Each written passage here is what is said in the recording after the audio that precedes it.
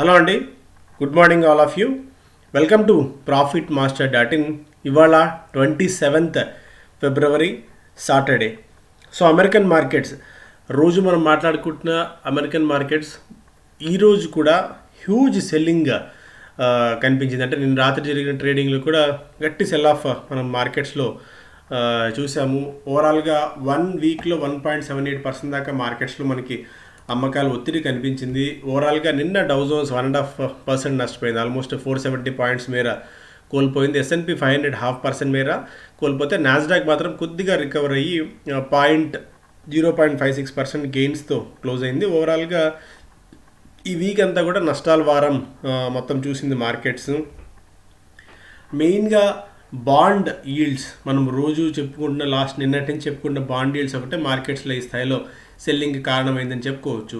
ఇప్పుడు ఇక్కడ fed reserve chairman Jerome Powell గారు ఒక ప్రకటన చేయాల్సి ఉంది.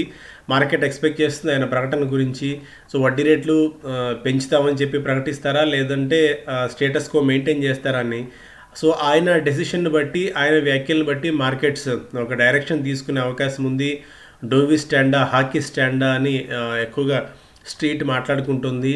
సో ఎలాంటి నిర్ణయం ఆయన ప్రకటిస్తారు, ఎలాంటి వ్యాఖ్యలు చేయబోతున్నారు, భవిష్యత్తులో ఈ బాండ్ బయింగ్కి సంబంధించి ఆయన ఏం మాట్లాడతారని మార్కెట్ కీన్గా అబ్జర్వ్ చేస్తుంది. దాని తర్వాత నెక్స్ట్ వీక్ మార్కెట్ ఒక గైడెన్స్ తీసుకునే అవకాశం ఉంది. మొత్తానికైతే నెక్స్ట్ వీక్ కూడా ఇదే పరిస్థితి ఉండొచ్చు అని చెప్పి యుఎస్ మార్కెట్స్ అంచనా వేస్తున్నాయి.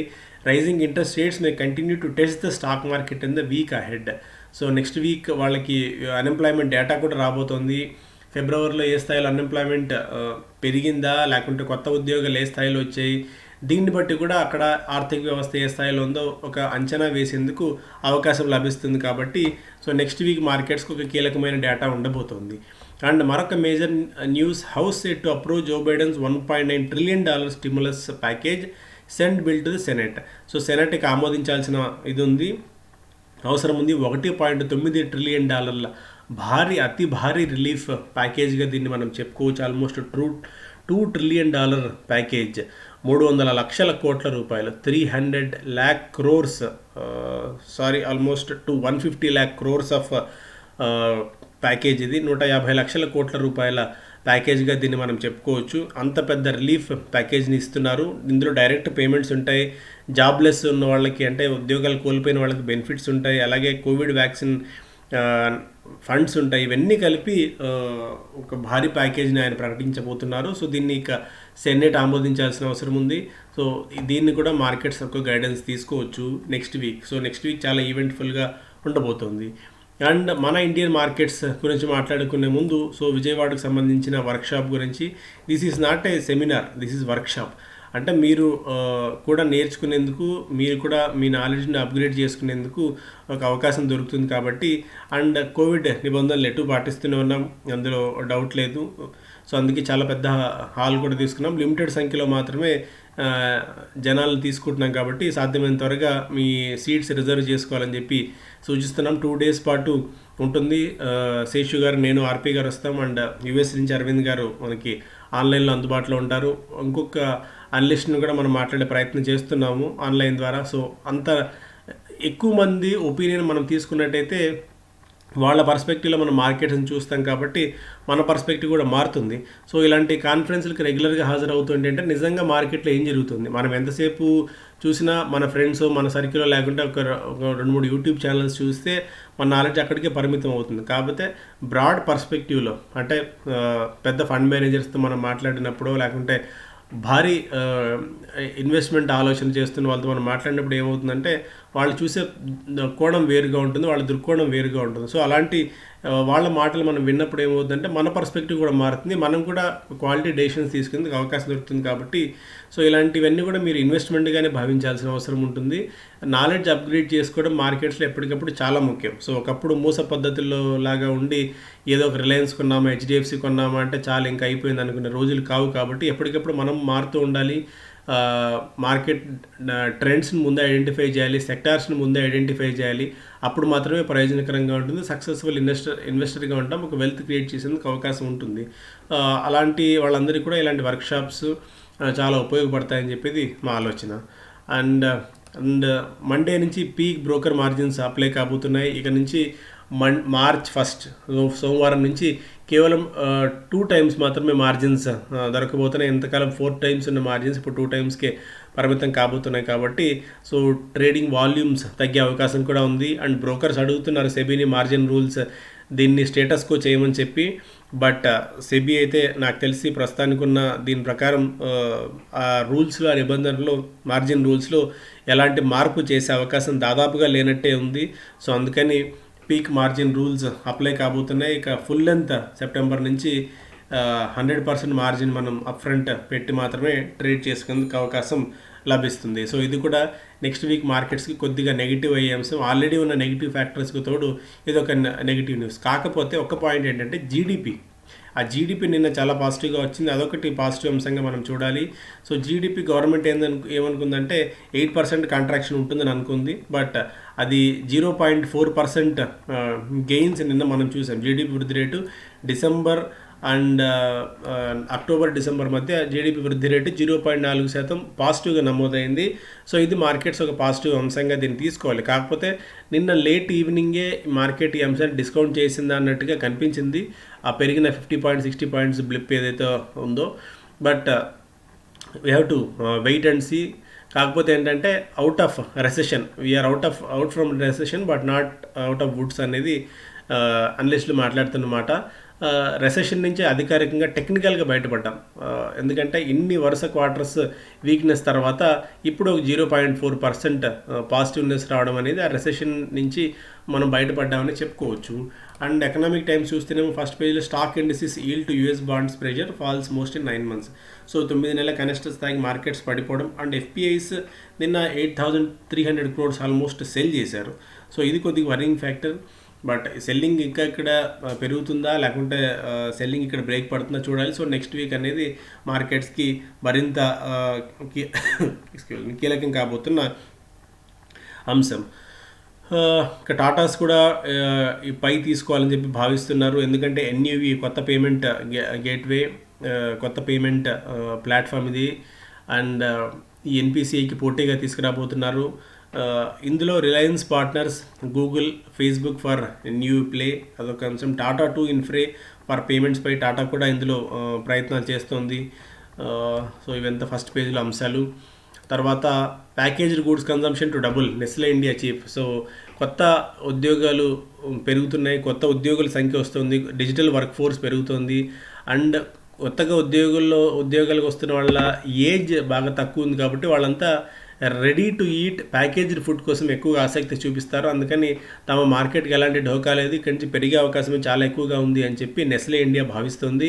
అలాగే రూరల్ మీద కూడా ఫోకస్ బాగా పెంచుతున్నాం. 25% దాకా అక్కడి నుంచి కూడా మార్కెట్స్లో గ్రోత్ ఉంది అని చెప్పి భావిస్తున్నారు. రూరల్ మార్కెట్స్ 25% దాకా కంట్రిబ్యూషన్ ఉండొచ్చు అని చెప్పి. బట్ అర్బన్ మార్కెట్ కంటే రూరల్ మీద కూడా ఫోకస్ చేస్తున్నాం, సెమీ అర్బన్ మీద కూడా కొద్దిగా ఫోకస్ చేస్తున్నామని నెస్లే ఇండియా చెప్తుంది. కొత్తగా 2,600 కోట్ల రూపాయల వరకు ఫ్రెష్ ఇన్వెస్ట్మెంట్స్ చేయబోతున్నారు కొత్త బ్రాండ్స్కి సంబంధించి. అలాగే కొత్త ప్లాంట్స్ వివిధ అంశాలలో విస్తరణ కోసం నెస్లే కూడా ఫుల్ లెంత్గా ప్రిపేర్ అవుతుంది.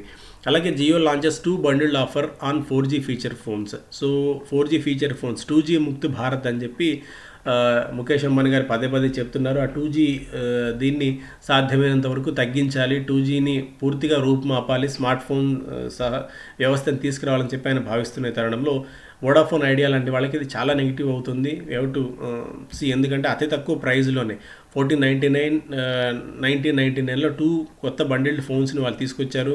ఈ 1999 ఆఫర్ తీసుకుంటే ఫోన్లో 24 months పాటు అన్లిమిటెడ్ సర్వీసెస్ ఉంటాయి. అలాగే unlimited voice calls and monthly data allocation of నెలకు 2 GB డేటా కూడా ఇందులో ఉండబోతుంది. కాబట్టి సో చాలామంది దీనికి గ్రామీణంలో అండ్ 2G ఫోన్స్ నుంచి కొద్ది గొప్ప మారదాం అనుకుంటున్న వాళ్ళకి ఇది చాలా బెనిఫిట్ అయ్యే అవకాశం ఉంటుంది.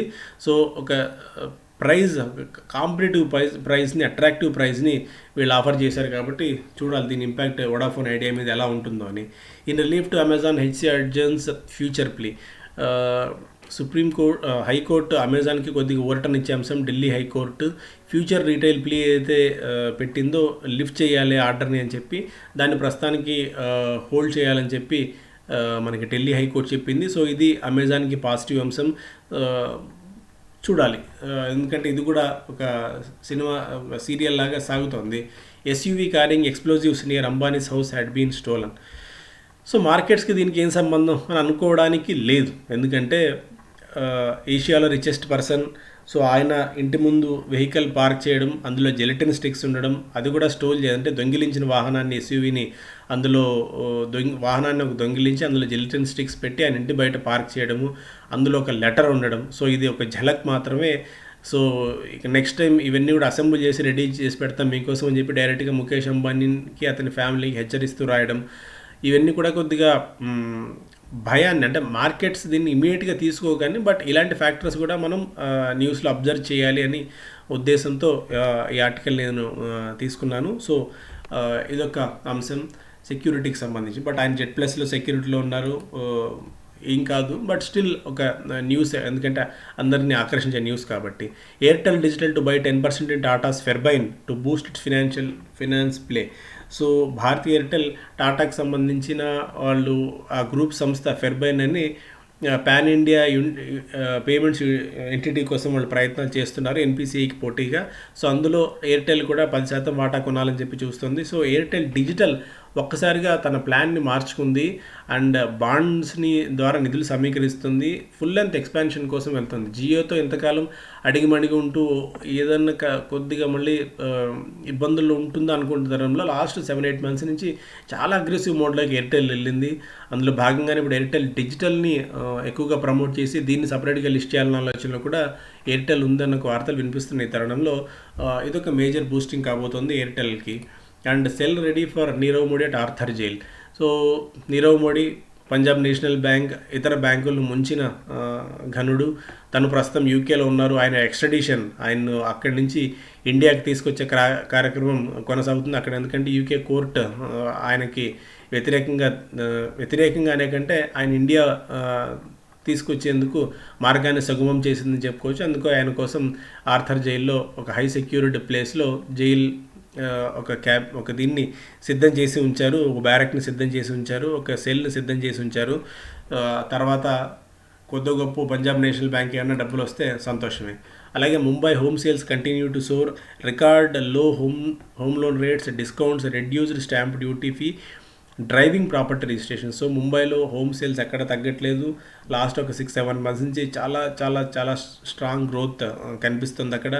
సో అదర్ దాన్ దట్ మిగిలిన మార్కెట్స్లో కూడా సేల్స్ ఉంది కానీ, బట్ మహారాష్ట్రలో స్టాంప్ డ్యూటీ తగ్గింపు అవన్నీ కూడా పాజిటివ్ అంశం కాబట్టి సో అక్కడ గ్రోత్ బాగా ఉంది. అందుకే రియల్ ఎస్టేట్ నిన్న మనం చూస్తే ఓవరాల్గా ఇండస్ట్రీస్లో అన్ని ఇండస్ట్రీస్ ఆల్మోస్ట్ 2.5-3% పడ్డాయి, కానీ కొద్దిగా ఎఫ్ఎంసీజీ, ఫార్మా, రియాలిటీ సెక్టర్ మాత్రం ఆ స్థాయిలో ఎఫెక్ట్ అయితే కాలేదు నిన్న. బిజినెస్ స్టాండర్డ్ చూస్తేనేమో రెసెషన్ గురించి, జీడిపి గ్రోత్ గురించి మనం చూసాం. And Sensex suffers it's worst day and 2-6% inflation range appropriate RBI చెప్తున్న అంశం. And airlines 10-12% drop in bookings as states insist on Covid test. So కొన్ని రాష్ట్రాలు అప్పుడు మళ్ళీ కోవిడ్ టెస్ట్ ఖచ్చితం అని చెప్పి ఆదేశాలు చెప్పిన కారణంగా మళ్ళీ మనకి ఎయిర్లైన్ సేల్స్ కొద్దిగా తగ్గుతుంది, బుకింగ్ తగ్గుతుంది. ఎందుకంటే కోవిడ్ భయం మళ్ళీ మహారాష్ట్ర లాంటి ప్రాంతాల్లో పెరుగుతుంది కాబట్టి.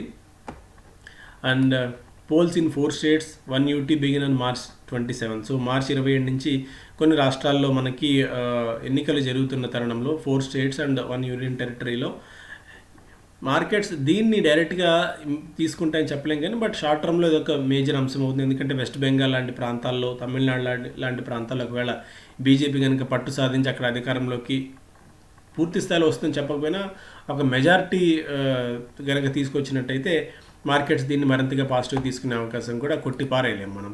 అలాగే farm sector maintains strong growth, full year might see a blip. So farm sector ఇప్పటికీ స్టిల్ ఆదుకుంటూనే ఉంది.